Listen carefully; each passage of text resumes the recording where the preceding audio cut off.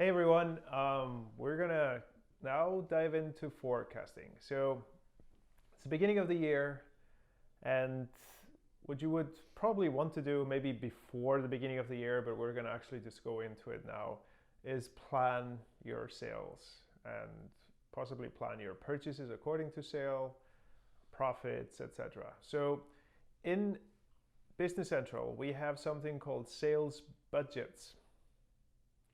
I mean, I like forecast or planning better, but it's called sales budget. Anyways, we'll take it as it is. It's a good word for budget versus actual.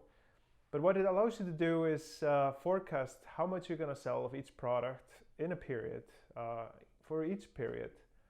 And you could do that by dimensions, so you can kind of slice it out. And I'm going to just start diving into that for a couple of sessions so you can understand really how to set up the forecast and how to view it as you're selling versus what you thought you would be selling for categories or maybe geography or salesperson or something like that. So let's take a look. Okay, so let's get into the system. To get into the sales budgets, I just click on the search and I go into sales budgets, and there they are.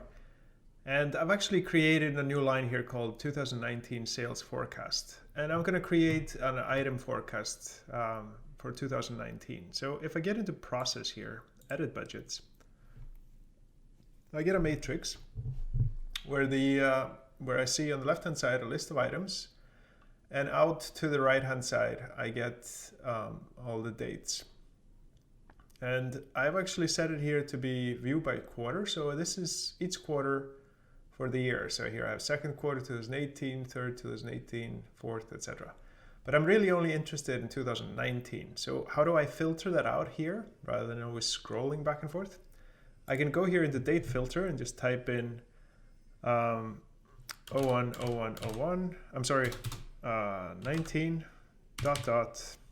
12/31/19.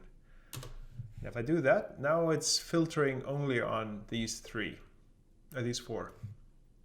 So with the coffee mug, we're expecting to sell about 5,000 units of coffee mug in the first quarter, then 6,000 in the second quarter, 8,000 in the third, and finally 10,000 in the fourth. So up here, you can see that I am typing in quantity. It says here, show value as quantity. I could have changed that into having the sales amount, cost amount, or quantity. So I can basically plan by these three values. But I want to do quantities because that makes the most sense to me, and it also kind of drives the inventory. Let's go ahead and say that with the coffee beans here, we're gonna sell, let's see, packaged coffee beans. Let's do the finished good. How many pounds of that? We're going to sell 2,000 in the first, 2,500 in the second, 3,000, and then 3,500. All right, so now I have a plan. Whoops, that was a lot. 3,500. Now I have a plan of what I'm going to sell of these two items. And it's saved. Now this is regardless of how I'm going to do it with, with what customer, what salesperson, what geography, etc. So this is just purely looking at the item for the entire company. But we can actually budget using individual attributes like geography, customer, or even item categories, etc. So in order to do that, we have to use dimensions. You can see here, the system is ready to be set up for dimensions.